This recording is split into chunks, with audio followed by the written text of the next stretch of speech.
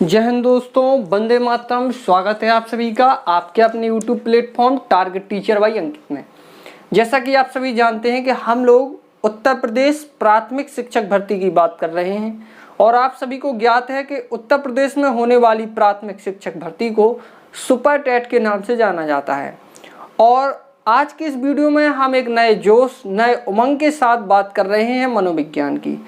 लेकिन मनोविज्ञान को पढ़ने से पहले हमने अभी तक मनोविज्ञान के बारे में कोई भी चर्चा नहीं आपसे की है।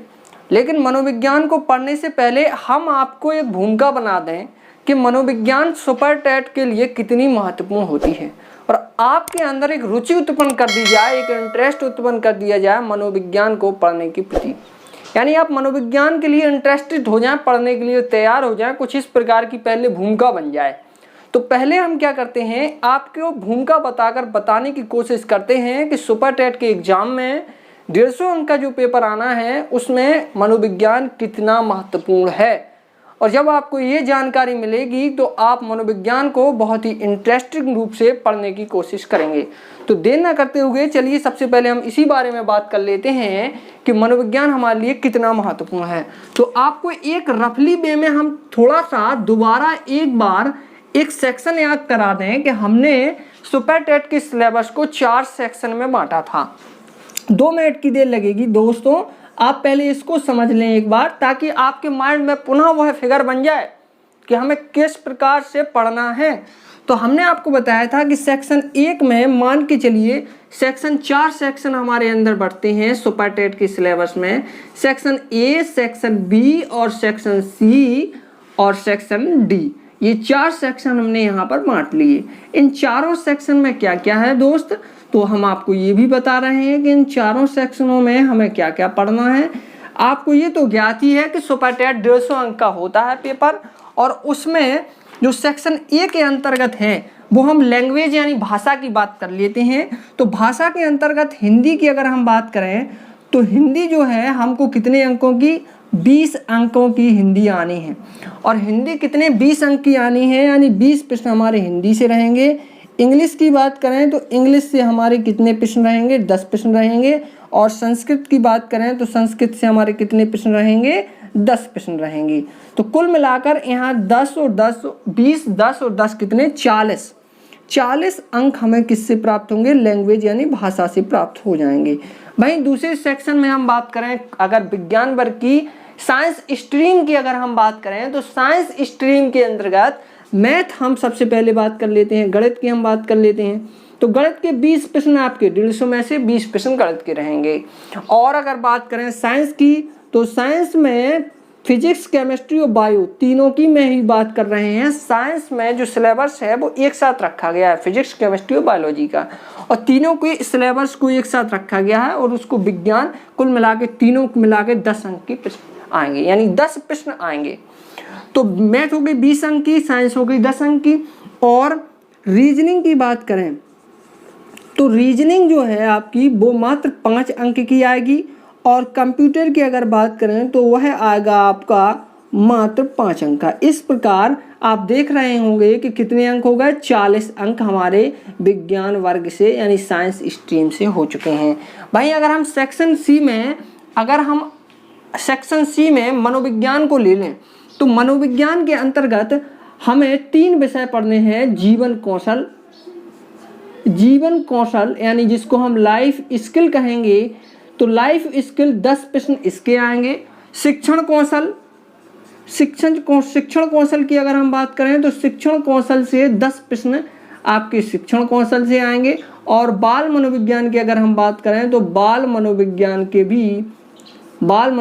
से भी कितने प्रश्न आ जाएंगे, 10 प्रश्न आ जाएंगे। तो हम देख रहे हैं कि 30 अंक हमें मनोविज्ञान से मिल जाएंगे, केवल 30 अंक, यानी 30 अंक हमें अकेला मनोविज्ञान सब्जेक्ट देगा। ये तीनों मनोविज्ञान के ही सब्जेक्ट हैं, है तो मनोविज्ञान, लेकिन हम अभी आपको ये बताने वाले हैं कि मनोविज्ञान को किस प्रकार से कैटेगराइज किया गया है, कैटेगरी में बांटा गया है। ये 3 सब्जेक्ट अलग अलग बना दिए गए हैं सेक्शन सी में मनोविज्ञान के। तो 30 अंक आपके यहाँ से रहेंगे। और चौथा सेक्शन में अगर हम बात करें कला वर्ग की, आर्ट स्ट्रीम की, तो आर्ट स्ट्रीम में पहला सब्जेक्ट जो होगा आपका वो मैं आपको बता चुका था SST यानी सोशल स्टडी प्लस उसी के साथ सिलेबस में EVS भी दिया है और ये कुल मिलाकर 10 प्रश्न इसके आएंगे। अब SST में 4 सब्जेक्ट वही मैं बता चुका हूँ कि इतिहास, भूगोल, अर्थशास्त्र और नागरिक शास्त्र चारों आएंगे।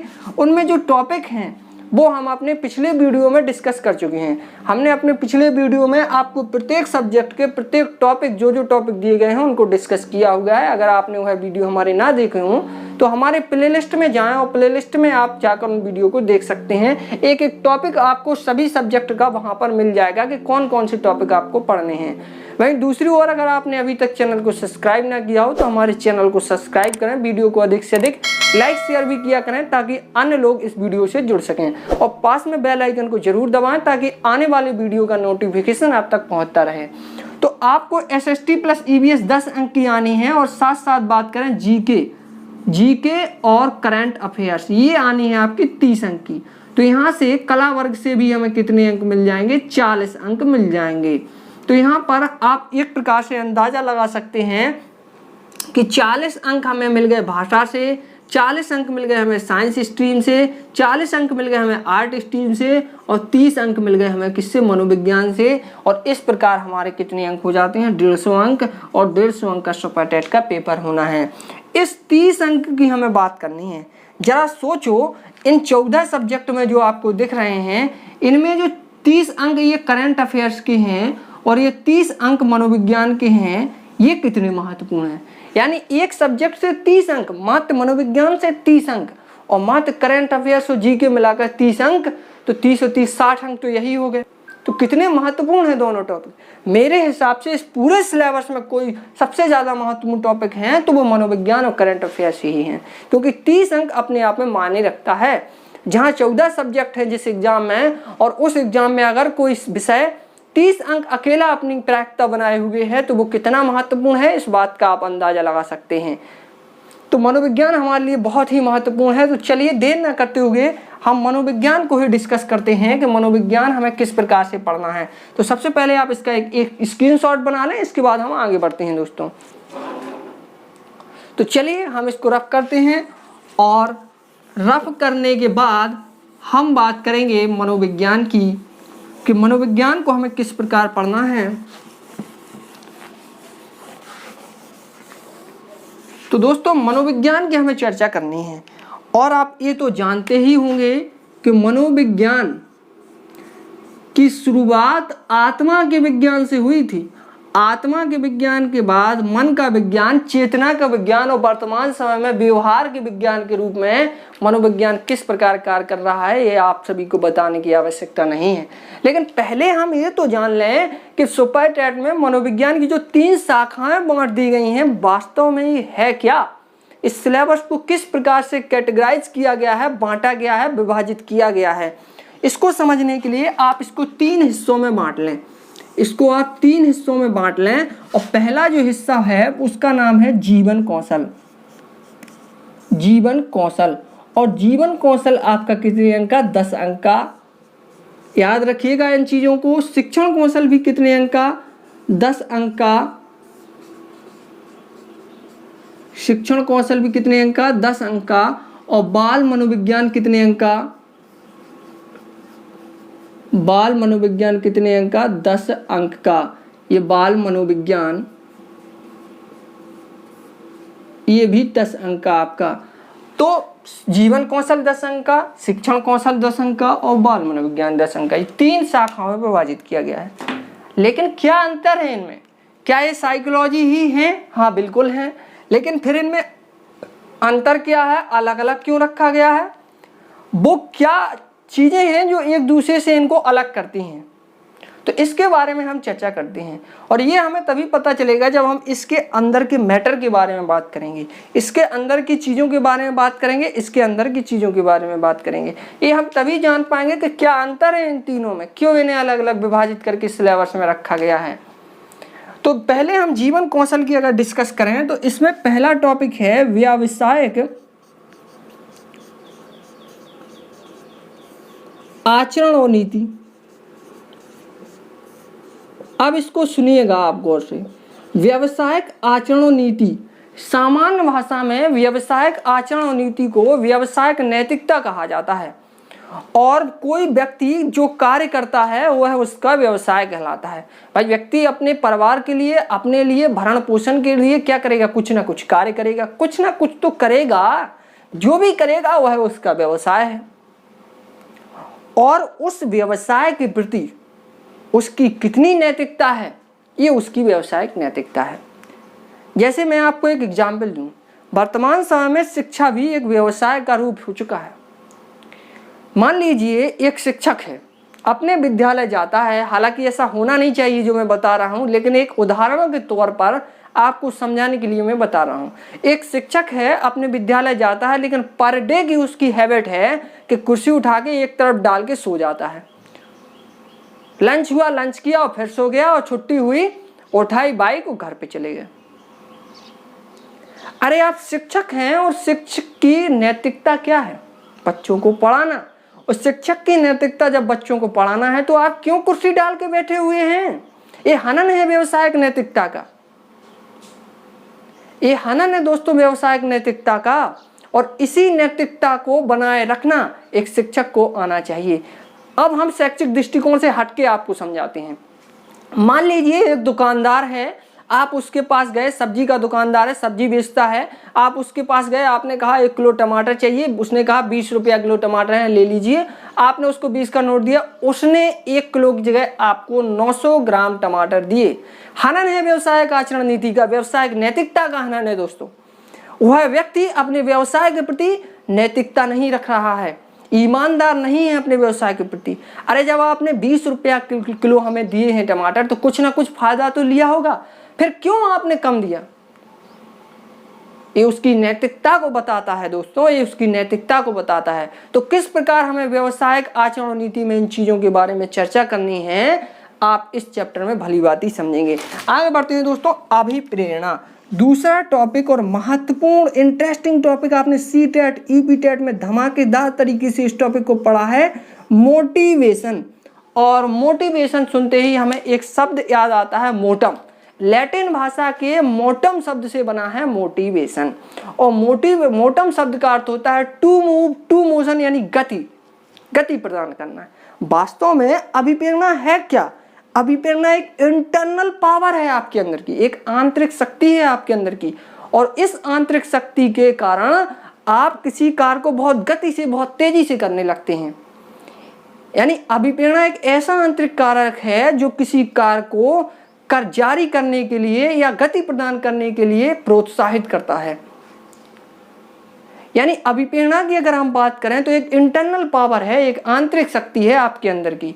जैसे मैं एक एग्जाम्पल के रूप में आपको समझाने की कोशिश करता हूं, जब वैकेंसी की, यानी जो वैकेंसी है उसकी हलचल होने लगती है कि अब वैकेंसी निकलना है, तो आपके अंदर एक प्रकार का जोश, एक प्रकार की उमंग, एक प्रकार की शक्ति ऑटोमेटिक आ जाती है और आप तेजी से पढ़ने लगते हैं। आपके पढ़ने का जो टाइम है वो बढ़ जाता है, आपकी क्लासें अटेंड करने का टाइम बढ़ जाता है और आप बहुत ही उत्साह के साथ पढ़ने लगते हैं।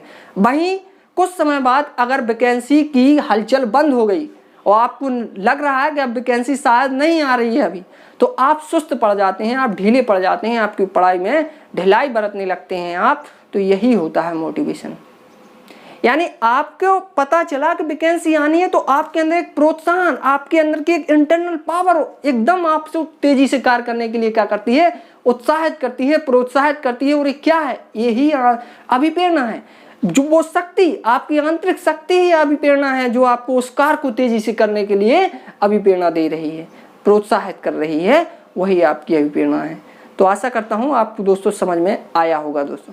चलिए अगले टॉपिक की अगर हम बात करें तो शिक्षक की भूमिका। जब हम अभिप्रेरणा को पढ़ेंगे तो बहुत ही अच्छे से आपको इन चैप्टर को पढ़ाया जाएगा, बहुत ही इंटरेस्टिंग तरीके से, बहुत ही महत्वपूर्ण तरीके से, बहुत ही अच्छे ढंग से आपको बताया जाएगा। आपको कोई भी डाउट की स्थिति नहीं रहेगी।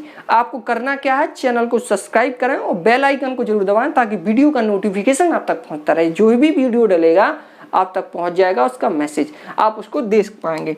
तीसरे हम इसकी बात करें तो तीसरा यहाँ पर जो चैप्टर है उसका नाम है शिक्षक की भूमिका। और शिक्षक की भूमिका की जब हम बात करते हैं, ध्यान से सुनिएगा, एक बात बताइए, शिक्षक हमेशा से इस समाज के लिए एक प्रतीक रहा है, एक प्रकार से एक समाज का पथ प्रदर्शक रहा है, समाज का दर्पण कहा जाता है शिक्षक समाज के लिए ऐसे व्यक्तियों का, ऐसे नागरिकों का निर्माण करता है जो इस समाज में आगे चलकर एक सभ्य समाज का निर्माण करते हैं। अगर शिक्षक ने सभ्य नागरिकों का निर्माण, सभ्य बालक तैयार कर दिए, सभ्य बालक आगे चल के सभ्य नागरिक बनेंगे और एक सभ्य समाज का विकास होगा। शिक्षक करता क्या है? शिक्षक बालकों का मार्गदर्शन करता है, शिक्षक बालकों का और समाज का परामर्श देता है। ऐसी चीजें जब कोई समाज के साथ होती हैं तो समाज को परामर्श देने का भी कार्य करता है, बालक को परामर्श देने का कार्य करता है। एक नेतृत्व, एक लीडरशिप की भावना भी शिक्षक के अंदर होती है। शिक्षक एक नेतृत्वकर्ता के रूप में भी कार्य करता है, शिक्षक एक अनुश्रवणकर्ता के रूप में भी कार्य करता है। तो शिक्षक की जो भूमिकाएं हैं समाज के प्रति, बालक के प्रति, जैसे सुविधा प्रदाता के रूप में, तो शिक्षक सुविधा प्रदाता के रूप में कार्य करता है, शिक्षक नेतृत्वकर्ता के रूप में भी कार्य करता है, और शिक्षक परामर्शदाता के रूप में भी कार्य करता है, और शिक्षक अनुश्रवणकर्ता के रूप में भी कार्य करता है।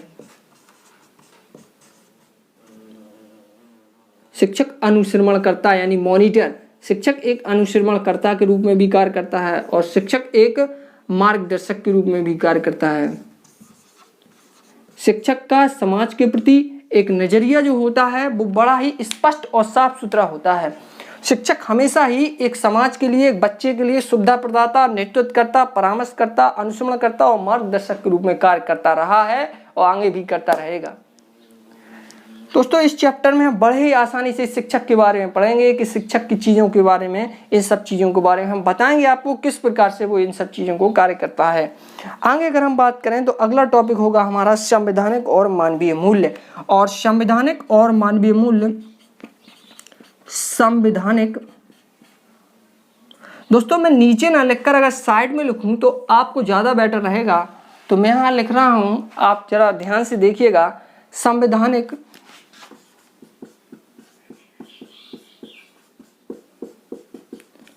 एवं मानवीय मूल्य। अब ये मानवीय मूल्य क्या है आपको ये जानना है। मानवीय मूल्य क्या है? मानवीय मूल्य को समझाने के लिए हमें आपको समझाना होगा कुछ उदाहरण देकर। मान लीजिए आपके दो पड़ोसी बहुत तेजी से लड़ रहे हैं, आपस में एक दूसरे का सिर फोड़ने वाले हैं, बस आप वहां बैठे हुए हैं, क्या आप उन्हें नहीं रोकेंगे? आप में से कुछ लोग ऐसे होंगे कि रोकेंगे, कुछ लोग ऐसे होंगे कि न कहेंगे कि लड़ने दो, क्या करना है। कुछ लोग ऐसे होंगे कि चाह तो रहे हैं कि रोक दें, लेकिन किसी डर की वजह से नहीं उनको रोक पा रहे हैं।